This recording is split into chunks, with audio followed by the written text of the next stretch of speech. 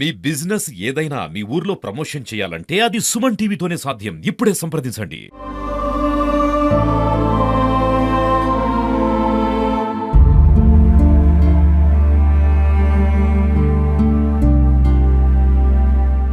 Welcome to Suman TV. నేను మీ శంకర్. ప్రస్తుతం మనము నాంపల్లి మండలం దామర గ్రామంలో ఉన్నాం. అనుమానాస్పద మృతితోటి ఒక యువకుడు ఇక్కడ మరణించినట్టుగా మనకు తెలిసిన ఘటనతోటి మనం తెలుసుకోవడం కోసం ప్రస్తుతం మనం వాళ్ళ ఇంటి దగ్గరికి వచ్చినాం. మనం చూడొచ్చు, అక్కడ వాళ్ళ అమ్మ కానీ వాళ్ళ నాన్న కానీ వాళ్ళ కుటుంబ సభ్యులు, బంధుమిత్రులు, అక్కడ ఉన్నటువంటి వాళ్ళ స్నేహితులు కూడా చాలా మంది అతను చూడడానికి, పరామర్శించడానికి, చివరి చూపు కోసం వచ్చినటువంటి బంధుమిత్రులు కూడా చాలా మంది ఇక్కడ ఉన్నారు. ఒకసారి అడిగి తెలుసుకునే ప్రయత్నం చేద్దాం. అమ్మ, చెప్పండి, మీ కొడుకు అంటే ఎలా చనిపోయినంటే మీరు ఏం చెప్తారు? నా కొడుకుని తీసుకుపోయి చంపారు సార్. ఇక్కడికి తీసుకుపోయి దాని ఒక్కదాని వల్ల కాలేదు, ఇద్దరు ముగ్గురు వల్ల అయితేనే అయింది నా కొడుకు పని. నా కొడుకుని ఎక్కడెక్కడ తీసుకుపోయో, దేశం మొత్తం తీసుకుపోయో అదే ఒళ్ళే పెట్టుకున్నాడు చేసుకుంది సార్ నా కొడుకుని. ఆమె పేరు సరిత. సరిత ఇందూర్తి. ఇందూర్తి అంటే మీకు తెలుసా? అంటే సరిత తోటి మీ కొడుకు ఇట్లా ఉన్నాడు, అక్రమ సంబంధం పెట్టుకున్న విషయం మీకు ఎప్పుడు తెలుసు? తెలుసు సార్, మాకు ఇప్పుడు 2 సంవత్సరాలు అవుతుంది తెలిసినప్పుడు మీరు ఏం అంటే పరామర్శ అంటే చెప్పలేదా? భయపెట్టడం, చెప్పడము, మందలించడం అట్లాంటిది ఏం చేయలేదా? చెప్పినాం సారు, చెప్పినా గానీ అది ఫోన్ల ద్వారా ఈయన పోయిండు అక్కడ. అది ఫోన్ చేసుకొని మేము ఎంత చెప్పినా గానీ వినకుండా పోయిండు అక్కడ. నువ్వురా నువ్వురా నువ్వురా అని పిల్లలకు కూడా బల్లల్లో హాస్టల్ ఫీజు కూడా కట్టించుకుంది నా కొడుకుతోటి. కట్టించుకొని ఈ ఊళ్ళో ఒక ఆయన ఉండి కూడా హాస్టల్ కావాలి పిల్లలకి అని చెప్తే కూడా ఆయన నీకు పిల్లలే కదరా, పిల్లలే లేదు, నువ్వు హాస్టల్ ఎందుకురా నీకు అని చెప్పి ఆయన కూడా అన్నాడు. అంటే కూడా అలా ఆ రోజు సప్పుడు దాకోకుండా ఇంకా అక్కడనే దావనంటే వేసుకొని ఈయనంటే వేసుకుంది, బండిది ఆటో ఏంటి వేసుకుంది, ఈయనంటే వేసుకుంది.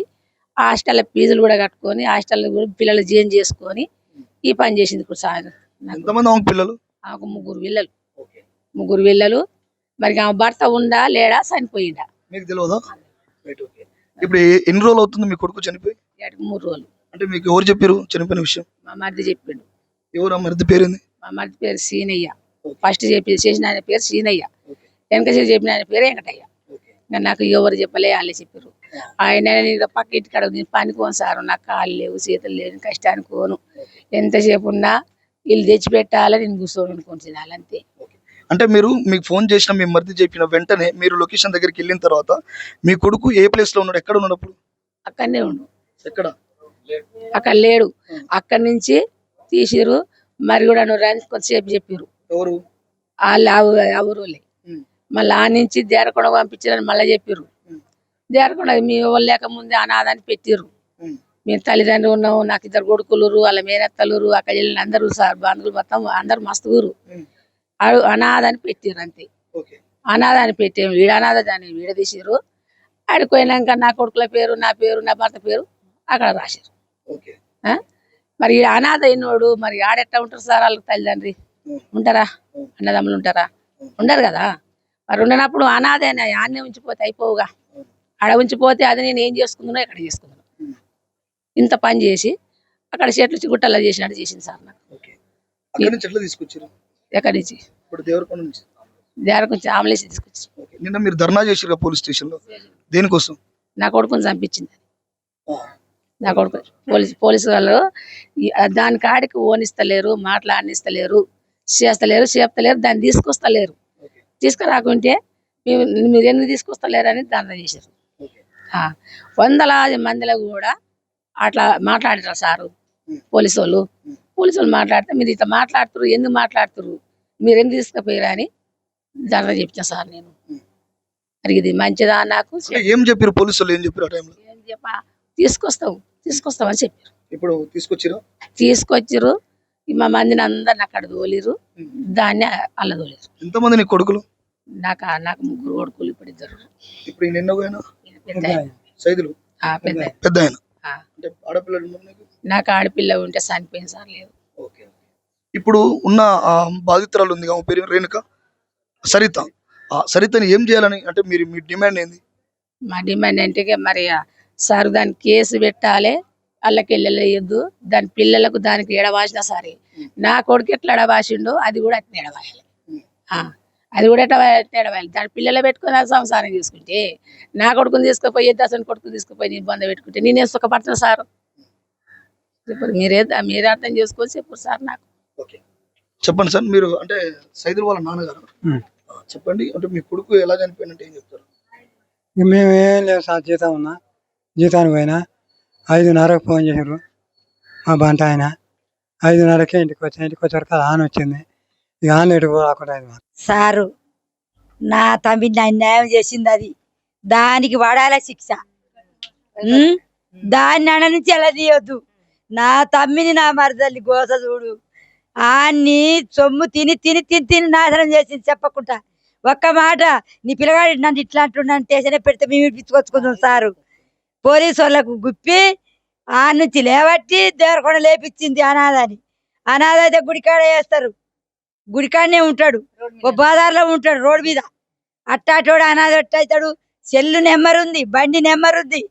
పోలీసు వాళ్ళు సప్రాణ తీసుకొచ్చి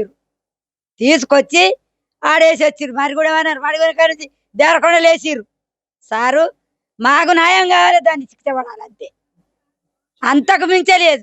ప్రస్తుతం బత్తుల సైదుల్ని చివరి చూపు కోసం చూడడానికి వాళ్ళ ఫ్రెండ్స్ అయినటువంటి, అంటే చదువుకొని చాలా ఏళ్లతోటి కలిసి ఉన్న మా మిత్రుడు చివరిగా ఒకరి చేతిలో ప్రాణం పోయిందని తెలిసిన విషయం తెలుసుకోవడం కోసం, చివరి చూపు చూడడం కోసం వాళ్ళ బంధువులే కాకుండా వాళ్ళ స్నేహితులు కూడా ఇక్కడికి రావడం జరిగినది.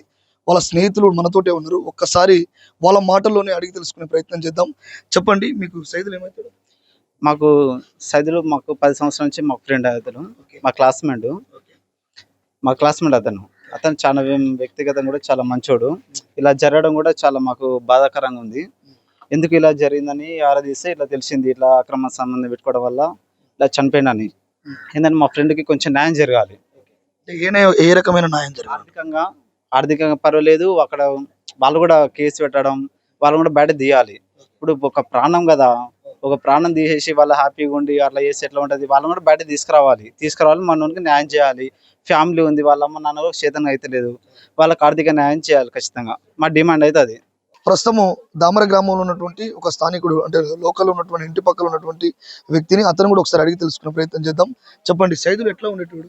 Soil ఏముందన్న, auto నడుపుకొని బతుకోడు. అదే మధ్యన ఎంటర్ అయింది. ఎంటర్ అయిన తర్వాత వాళ్ళిద్దరికి క్లోజ్ ఉంది, పోతురు నడుస్తుంది వ్యవహారం. ఆ నడిచే వ్యవహారంలో కూడా అది దగ్గర దగ్గర 8 సంవత్సరాలు అవుతుంది వాళ్ళది వ్యవహారం.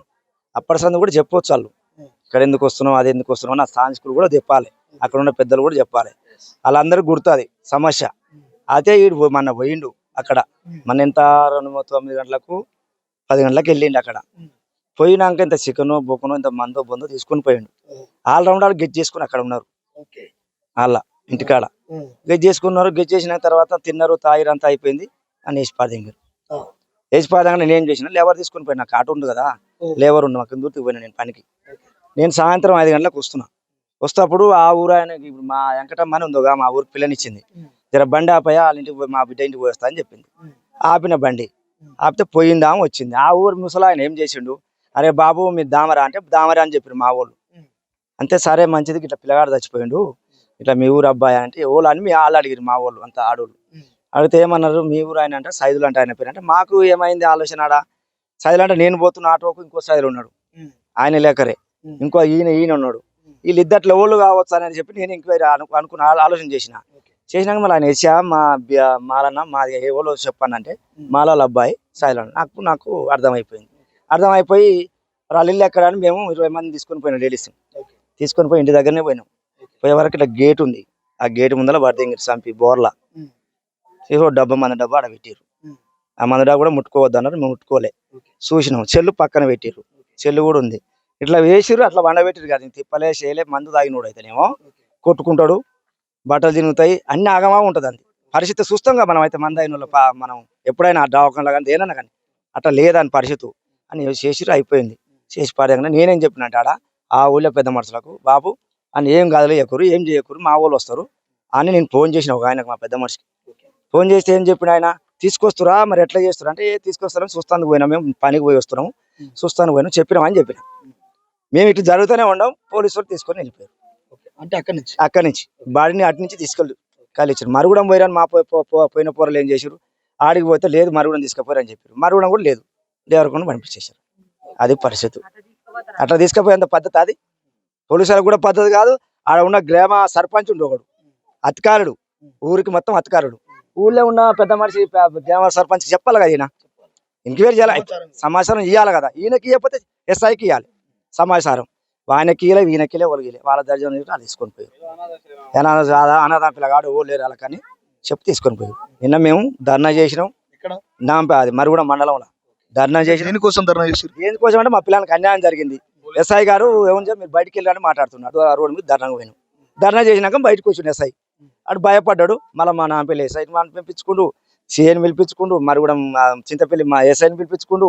అందరితో సమస్య జరిగింది. ఆడ జరిగిన తర్వాత మా కాడ ఏం లేదు, అది ఆడిది చిచ్చోరగా ఉంది, అది ఏముందుకని వ్యభిచారం చేస్తుంది, అన్నీ ఉంటాయి అని చెప్పి చేసిరు. చేసిన తర్వాత మరి ఆమెకి పరిస్థితి ఆ ఇంటికాడ తెచ్చిండు. ఆ పిల్లగాని పరిస్థితి ఏంది, కుటుంబం మంచిది కాదు, ఆ పిల్లలు ఇబ్బంది ఉన్న వాళ్ళు పెడుతోలో పోలేరు, ఉన్నోడే పోయిండు అని మేము దుష్కారం చేసినాం. మాట్లాడిన పెద్ద మనుషులు 1,50,000 తీర్మానం చేసేది. అంటే ఇప్పర్తి గ్రామానికి చెందినటువంటి ఒక మహిళ, ఆల్రెడీ పెళ్ళై 3 పిల్లలు, ఇందుర్తి. అంటే ఇక్కడ దామరలో ఉన్నటువంటి మందుల సైదులు, బత్తుల సైదులు వారు అక్రమ సంబంధం ఉన్న సంగతి గత 8 సంవత్సరాల నుండి తెలిసిన విషయం అయినప్పటికీ కూడా నేరుగా తనను ఇంటికి పిలిపించుకొని తనకు అంటే సామరస్యంగా మాట్లాడుతూ తనతోటి అక్రమ సంబంధం వేరే అతనితో ఉన్నటువంటి 2 వ్యక్తులు కలిసి అక్కడ సంఘటన స్థలాన్ని ఇంటి ముందరనే మందు తాపించి వారే చంపారని చెప్పేసి ఇక్కడ ఉన్నటువంటి స్థానికులు కూడా చెప్తా ఉన్నారు. అక్కడ చంపిన తర్వాత స్థానికులకు లోకల్లో ఎక్కడ కూడా ఏ సర్పంచ్ కూడా ఇంటిమేషన్ ఇవ్వకుండా అనాథగా ఆ శవాన్ని చూపిస్తూ అక్కడ ఉన్నటువంటి పిఎస్ పోలీస్ స్టేషన్ ఉన్నటువంటి పరిధిలో ఉన్నటువంటి వాళ్ళు కూడా ఏ ఒక్కరు కూడా అంటే గ్రామానికి కానీ గ్రామంలో ఉన్న పెద్ద మనుషులకు కానీ ఆ కుటుంబ సభ్యులకు కానీ ఇంటిమేషన్ ఒక కాల్ కానీ ఫోన్ చేయడం కానీ ఏదైనా చేయకుండా నేరుగా దేవరకొండ గవర్నమెంట్ హాస్పిటల్కి తీసుకెళ్ళి అక్కడ అనాథ అని చెప్పేసి చూపించి అక్కడ నుండి ఇక్కడ ఉన్నటువంటి స్థానిక వెళ్ళిన తర్వాత వాళ్ళు పోలీస్ స్టేషన్కు ఇదే శవాన్ని తీసుకెళ్లి ధర్నాలో దిగిన తర్వాత పోలీస్ స్టేషన్ నుంచి వచ్చినటువంటి ఎస్ఐ గారు మాట్లాడిన తర్వాత అక్కడ నుంచి పోస్ట్ మార్టం పంపించి నేరుగా ఇంటికి తీసుకొచ్చి ఇక్కడ దాన సంస్కరణలు జరుగుతున్న సందర్భం మనం చూస్తా ఉన్నాం. కెమెరామ్యాన్ అంజీతో మీ శంకర్, దామెరా.